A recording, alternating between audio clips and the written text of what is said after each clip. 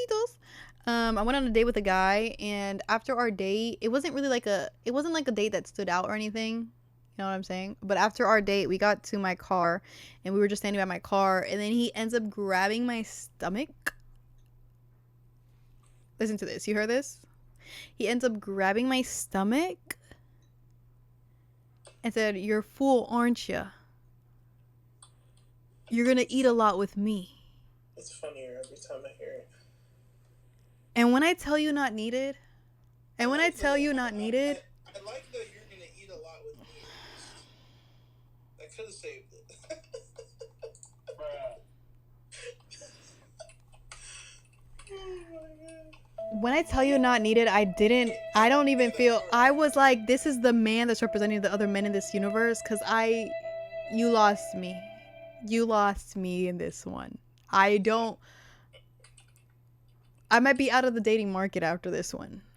Like, yeah. You don't like your stomach touch, bro? I don't like my stomach touch, and I don't like you also insinuating, you know. And I gave him grace. Because that was the second time he did it. And I didn't even tell you about the first time he did it. Do you want to hear about the first time he did it? Do you want to hear how bad the first time he did it was? What was your first red flag? You ignored it. It was my first red flag, but I was like, maybe he was drunk. When he first did it, it was late outside. We were out in the outside in the scene. Maybe I heard him incorrectly, but I know I heard him correctly because I was sober. I wasn't drinking that night. I don't drink when I go out. So I remember everything.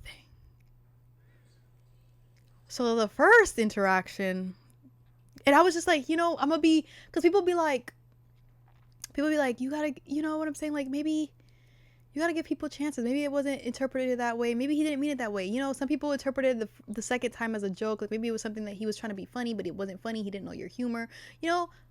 I could see that. You talk to your other friends, you hear other perspectives. But to me, I'm still like, nah, in my mind, in my psyche, I'm like, no, that was wrong. But the first time we were at the club, I was in the section, just chilling. Me, Riley, and my girls vibing. Man calls me up. I'm like, oh, what's up? What's up, my dude? What's that?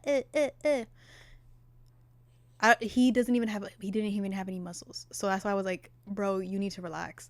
He calls me up there. So then he touches my stomach again. This is the second time a nigga touches my stomach. I'm like, bro, I've never had a nigga touch my stomach this many times.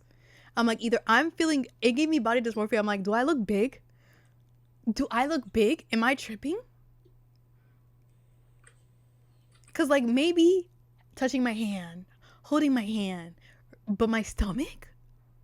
Anyways, he touches my stomach, like, grabs it, and he's like, do you have any kids? I was like, and then I'm like, I'm at the club, so I'm like, like, I'm side-eyeing, like, I'm just like, did I hear that correctly? Because I'm like,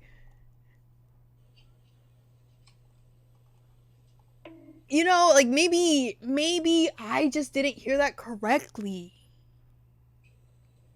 And then I'm like, huh? And then he was like, I don't have any. Do you have any kids? And I was like, he was still touching my stomach. So I was like, okay, Annie, this is your first time experiencing this. Maybe he's just drunk and he doesn't feel comfortable touching your backside, so he touches your front side. You know how some men don't want to touch, like, the lower back so they don't feel like they're groping you. Maybe that's like, but then when he did it on the date, I was like, yeah, that's it. We're over. I can't. Oh, I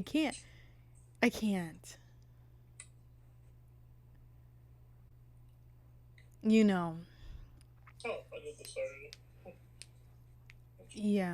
Yeah, not needed. It was like, yeah.